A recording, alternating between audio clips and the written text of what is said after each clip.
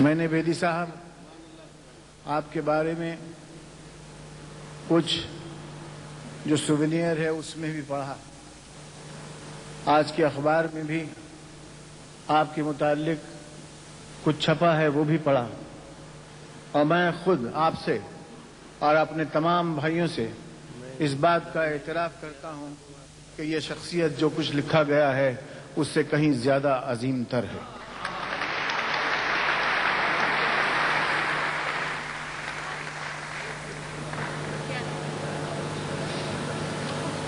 ان کا حسب و نسب کیا ہے اور کس بلندی اور عرفہ خاندان سے متعلق ہیں وہ تو آپ سب لوگوں نے پڑھ ہی لیا ہوگا، لیکن ایک ہمدرد انسان جس میں وہ انگریزی میں اصطلاح ہے کہ a symbol of compassionate humanism, that is this gentleman.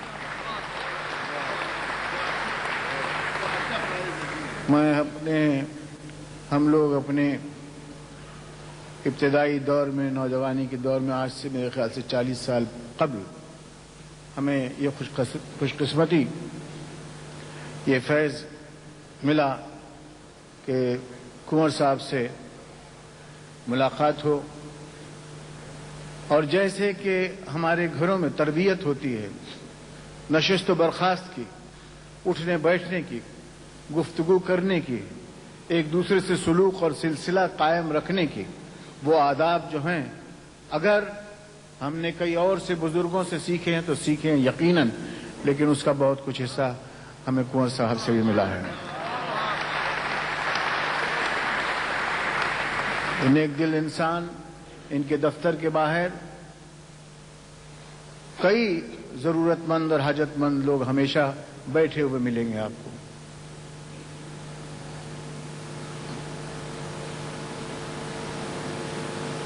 کئی شاعر،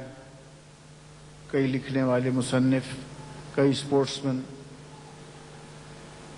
آتے ہیں، جو کچھ بھی کنور صاحب سے بن سکتا ہے وہ کرتے ہیں۔ یہ ایک واحد شخصیت ہیں ہمارے کلچرل، اردو کے کلچرل معاشرے میں، جو براہ راست جوش صاحب کے علاوہ جو براہ راست پنڈت جواہر لال نہرو تک پہنچ جاتے تھے اور اکثر ان سے سخت سست باتیں بھی کر لیا کرتے تھے، اور یہ ان کا، پنڈت جی کا بھی حسن اخلاق تھا کہ وہ اس قسم کی دراز دستیاں برداشت کر لیتے تھے۔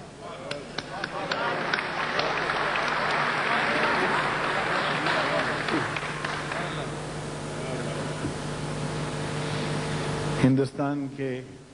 معاشرے کو اردو زبان نے بڑی زینت بخشی ہے، بڑا حسن بخشا ہے۔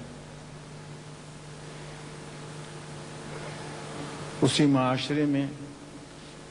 اسی دلی میں اس زبان نے پرورش پائی جہاں کہ تھوڑی دیر تک کے لیے ہمیں اعتراف کرنا پڑے گا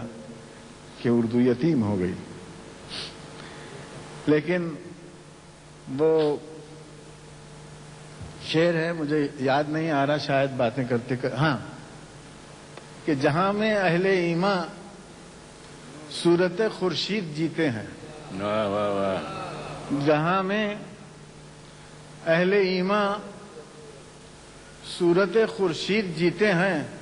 ادھر ڈوبے ادھر نکلے، ادھر ڈوبے ادھر نکلے۔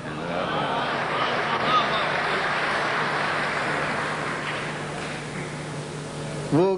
کیفیت جو اہل ایمان کی ہے وہ اس زبان کی بھی ہے۔ چاہے کہ ہندوستان اور لکھنؤ، الہ آباد اور دلی کی وہ کرخنداری زبان آپ کو اب ٹورانٹو میں بھی سنائی دے گی، وینکوور میں بھی مشاعرے ہوتے ہیں، لندن میں تو خیر آپ کی زیر سرپرستی کئی مشاعرے ہوئے، مجھے بھی شامل ہونے کا فیض اس میں میسر ہوا۔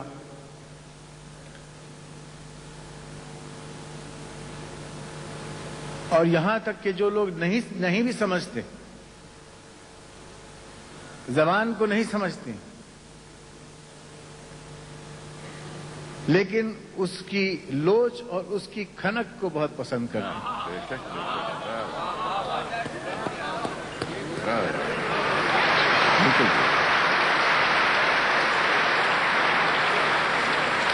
بالکل صحیح بات. ایک اردو کے ہندوستانی کے خلاف بہت زبردست ایک احتجاج ہو رہا تھا مدراس میں کہ تامل زبان کے اوپر ہندی زبان کو ترجیح دی جا رہی ہے، اور خیر بہت سے لوگوں کو یہ بات ناگوار تھی. اور وہ صحیح کیا تھا اور غلط کیا تھا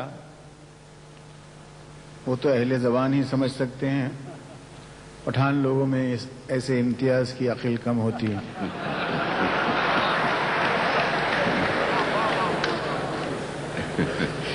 اور پٹھانوں کی عقل کی طرف جب میں اشارہ کرتا ہوں تو یقین کیجئے میرا سکھ بھائیوں کی طرف کوئی اشارہ نہیں ہوتا.